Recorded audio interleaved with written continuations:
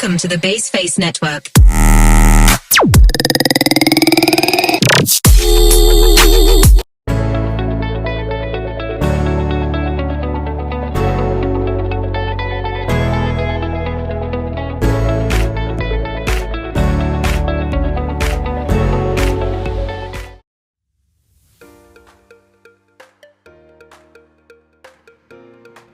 Hukum perjanjian bisnis adalah bagian dari hukum perikatan yang mengatur hubungan antara pihak-pihak dalam kegiatan bisnis.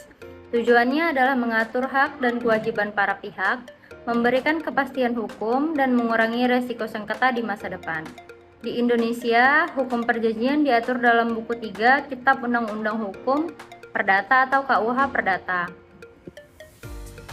Jenis-jenis perikatan. Yang pertama, berdasarkan sumber, ada perikatan yang timbul dari perjanjian. Dibentuk berdasarkan kesepakatan antara para pihak, contohnya kontrak jual beli, sewa menyewa, dan perjanjian kerja.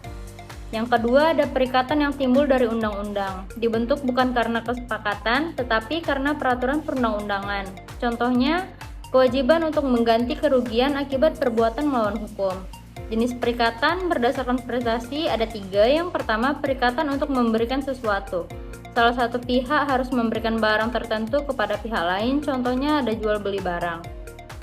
Yang kedua, perikatan untuk melakukan sesuatu. Salah satu pihak harus melakukan tindakan tertentu, contohnya jasa perbaikan, kontrak kerja, dan lainnya. Yang ketiga, ada perikatan untuk tidak melakukan sesuatu. Salah satu pihak harus menahan diri dari melakukan tindakan tertentu, contohnya perjanjian non-kompetensi. Unsur-unsur perikatan ada 3. Yang pertama, ada para pihak atau subjek. Subjek adalah pihak-pihak yang terlibat dalam perikatan, yaitu kreditur dan debitur. Yang kedua, ada prestasi atau objek. Prestasi harus jelas dan dapat ditentukan. Yang ketiga, ada alasan. Contoh hukum perikatan. Yang pertama, perjanjian jual beli. Dalam perjanjian jual beli, penjual berkewajiban untuk menyerahkan barang kepada pembeli, sedangkan pembeli berkewajiban untuk membayar harga barang tersebut kepada penjual. Yang kedua, ada perjanjian sewa menyewa. Dalam perjanjian sewa menyewa, pemilik barang, misalnya rumah atau mobil, berkewajiban untuk memberikan hak penggunaan barang kepada penyewa, sedangkan penyewa berkewajiban untuk membayar uang sewa kepada pemilik barang. Yang ketiga, ada perjanjian kerja. Dalam perjanjian kerja, karyawan berkewajiban untuk melakukan pekerjaan sesuai dengan yang disepakati, sedangkan perusahaan berkewajiban untuk membayar gaji kepada karyawan. Yang keempat, ada perjanjian pinjaman uang. Dalam perjanjian pinjaman uang, pemberi pinjaman berkewajiban untuk memberikan sejumlah uang kepada peminjam, sedangkan peminjam berkewajiban untuk mengembalikan uang tersebut beserta bunganya pada waktu yang telah ditentukan. Penerapan perjanjian dalam kegiatan bermasyarakat. 1. Perjanjian jual beli. Perusahaan A setuju untuk menjual 100 unit produk elektrik kepada perusahaan B dengan harga 500.000 per unit. Perjanjian mencakup detail produk, cara pembayaran, dan waktu pengiriman. Yang kedua, ada perjanjian sewa menyewa. Perusahaan X menyewa gedung kantor dari perusahaan Y untuk jangka waktu 5 tahun dengan harga sewa 100 juta per tahun. Perjanjian mencakup hak dan kewajiban pemilik dan penyewa, perawatan gedung, dan kondisi pengakhiran sewa. Yang ketiga, ada perjanjian kerja. Karyawan Z menandatangani kontrak kerja dengan perusahaan W untuk posisi manajer dengan gaji 20 juta per bulan. Kontrak mencakup deskripsi pekerjaan, jam kerja, hak cuti, dan ketentuan pemutusan hubungan kerja. Implikasi hukum dari pelanggaran perjanjian. Pelanggaran perjanjian terjadi ketika salah satu pihak gagal memenuhi kewajibannya sebagaimana diatur dalam perjanjian. Implikasi hukum dari pelanggaran perjanjian dapat mencakup 3 hal. Yang pertama, ganti rugi. Pihak yang dirugikan dapat menuntut ganti rugi atas kerugian yang dialami. Yang kedua, pembatalan perjanjian. Perjanjian dapat dibatalkan dan pihak yang dirugikan sebelumnya dapat dikembalikan ke posisi semula sebelum perjanjian dibuat. Yang ketiga ada pelaksanaan spesifik. Pengadilan dapat memerintahkan pihak yang melanggar untuk melaksanakan kewajibannya sesuai dengan perjanjian. Adapun syarat sahnya suatu perjanjian. Untuk suatu perjanjian dianggap sah di mata hukum apabila perjanjian tersebut memenuhi beberapa syarat. Berdasarkan Kitab Undang-Undang Hukum Perdata di Indonesia, terdapat 4 syarat sahnya perjanjian yang diatur dalam pasal 1320 KUH Perdata. Yang pertama, kesepakatan kedua belah pihak. Kesepakatan perjanjian terjadi ketika kedua belah pihak setuju tanpa paksaan, kehilafan, atau penipuan. Jika ada salah satu pihak yang memberikan persetujuan karena adanya kekeliruan, penipuan, atau paksaan, maka perjanjian tersebut dianggap tidak sah. Yang kedua, adanya kecakapan untuk membuat perjanjian. Pihak-pihak yang membuat perjanjian harus memiliki kapasitas hukum, yaitu mereka harus sudah dewasa, minimal 21 tahun atau sudah menikah, dan tidak berada di bawah pengampuan. Selanjutnya, adanya suatu hal tertentu atau objek. Perjanjian harus memiliki objek yang jelas dan tertentu. Objek perjanjian adalah hal yang diperjanjikan, baik berupa barang ataupun jasa, yang harus dapat ditentukan jenis, jumlah, dan kualitasnya. Objek perjanjian tidak boleh bertentangan dengan hukum, ketertiban umum, dan kesusilaan. Selanjutnya, sebab yang halal. Sebab atau tujuan perjanjian harus halal, yaitu tidak bertentangan dengan hukum, kesusilaan, dan ketertiban umum.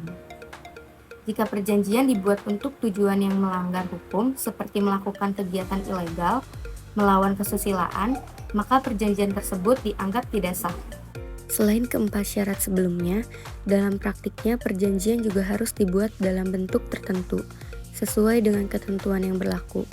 Misalnya, perjanjian tertulis, akta notaris, atau bentuk lain yang disyaratkan oleh hukum tergantung pada jenis perjanjiannya.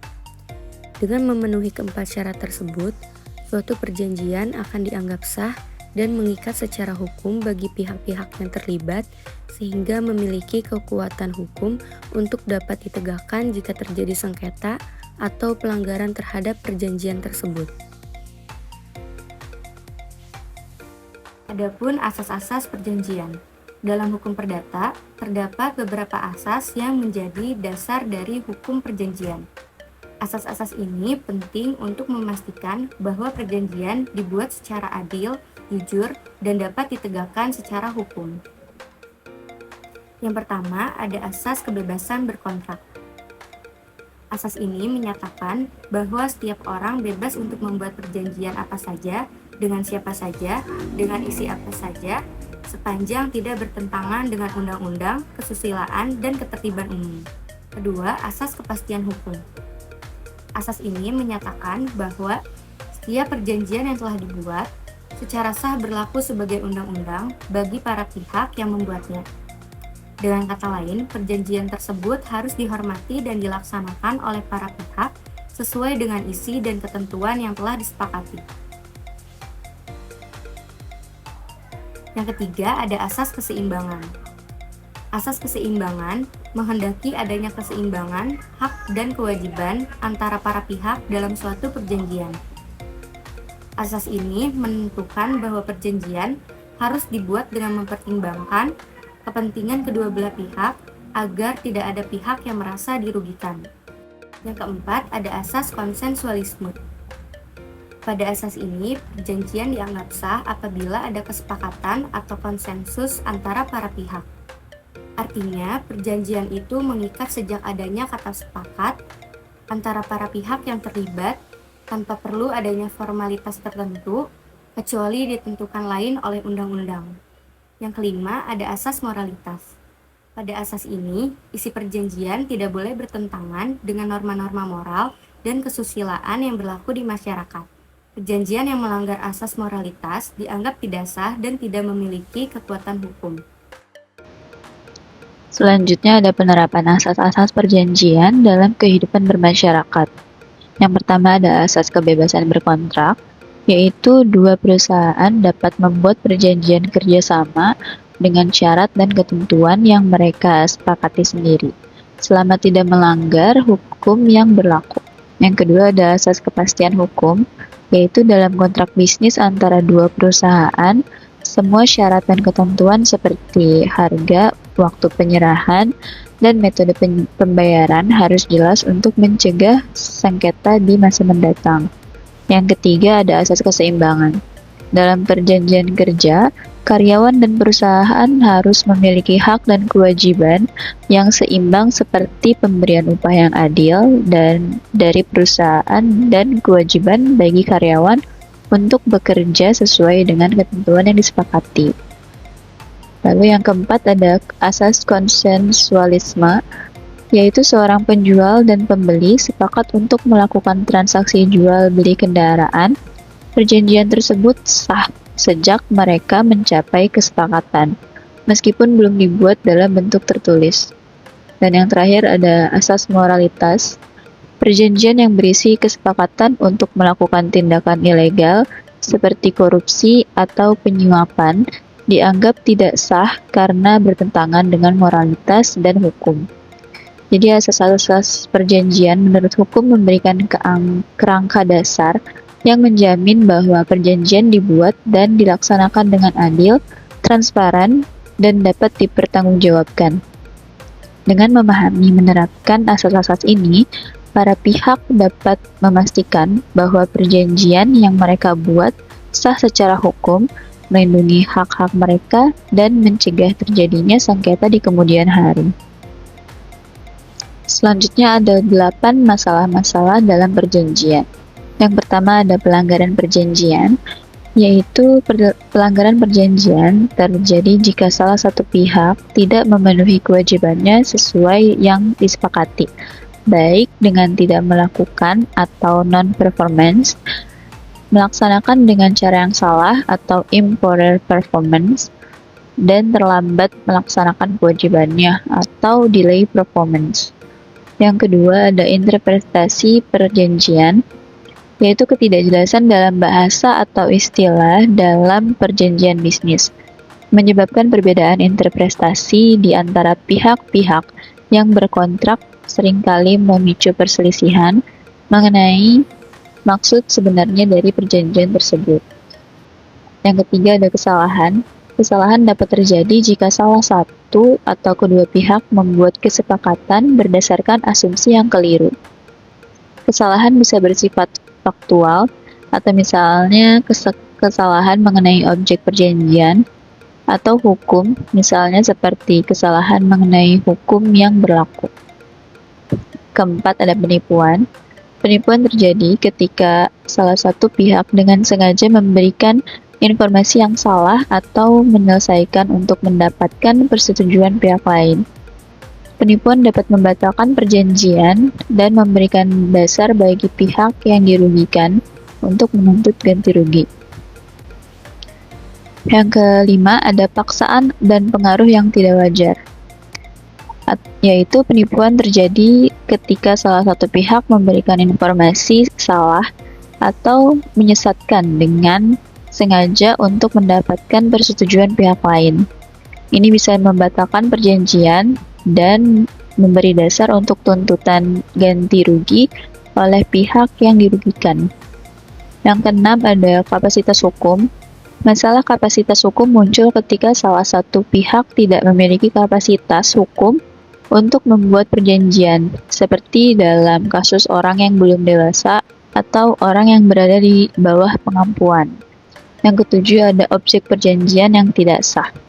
Perjanjian yang melibatkan objek atau tujuan yang melanggar hukum, ketertiban umum, atau kesusilaan dianggap tidak sah dan tidak dapat ditegakkan secara hukum. Dan yang terakhir ada perubahan keadaan. Keadaan yang berubah secara signifikan setelah perjanjian dibuat. Misalnya perubahan ekonomi, kebijakan pemerintah, atau bencana alam dapat membuat pelaksanaan perjanjian menjadi sangat sulit atau tidak mungkin dilakukan. Selanjutnya ada cara mengatasi masalah yang ada. Yang pertama ada negosiasi, yaitu pihak-pihak yang berkontrak dapat mencoba menyelesaikan masalah melalui negosiasi dan mencapai kesepakatan baru yang dapat diterima oleh semua pihak. Yang kedua ada mediasi. melibatkan pihak ketiga yang netral untuk membantu para pihak menyelesaikan sengketa dengan mencapai kesepakatan bersama. Dan yang ketiga ada arbitrase, adalah metode penyelesaian sengketa di mana para pihak sepakat untuk menyerahkan sengketa mereka kepada suatu atau lebih arbiter yang akan memberikan putusan yang mengikat. Dan yang terakhir ada litigasi, yaitu jika penyelesaian secara damai tidak tercapai, para pihak dapat membawa sengketa mereka ke pengadilan untuk mendapatkan putusan hukum yang mengikat. Sekian dari kelompok kami, kurang lebihnya mohon maaf. Wassalamualaikum warahmatullahi wabarakatuh.